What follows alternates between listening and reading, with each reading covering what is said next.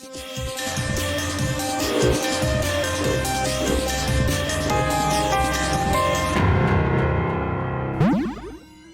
I watched the PBS documentary on digital media and learning generally, and specifically on Quest to Learn. I thought it was really good. And one thing in particular was they interviewed a number of the students in your school, and they seemed very intelligent and articulate for such young kids. Yeah. So, what's been the reception like for the students? How are they reacting to it? It looks to me like it's very positive. It is, and so we've only been open for 2 years, so I always am a little careful about what we talk about, but the kids are super engaged.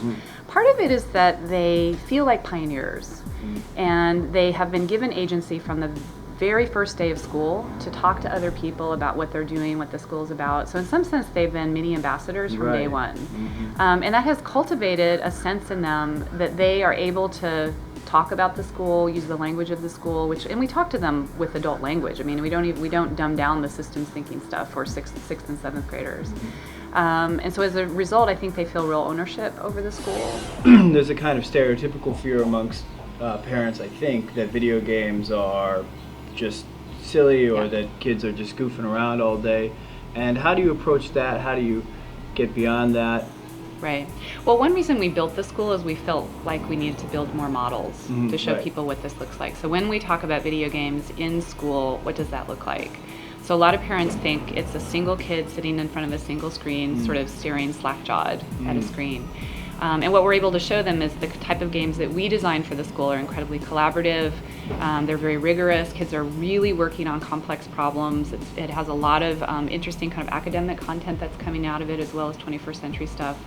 And so one way that we've been able to start to shift perceptions is to just show parents a different picture of what it looks like based on what they've imagined it looking like. Now, I have to say, when we talk about assessment, we don't separate it from learning.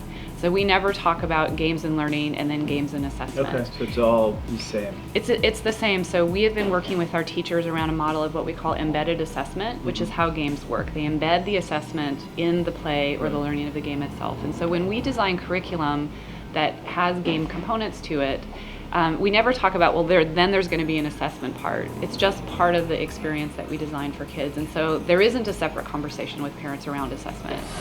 Well, so one thing I'll say is that it's hard to talk about video games broadly. So there are video games that actually work like a standardized test. Okay. Yeah, so some qualities of a standardized test is that it's often about memorization. It's something that all kids receive the same exact questions in the same exact order. Where games, if you think about them as assessment spaces, they often allow for differences in choice about where a player might go, the types of problems that they might be working on. And so there's no comparison necessarily, direct comparison of kids' experiences.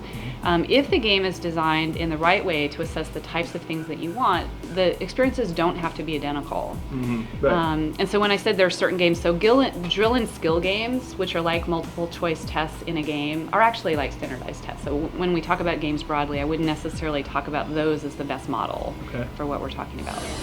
And specifically with regard to using games as a form of assessment, then what are some of the key arguments of people who don't agree that it's a useful tool?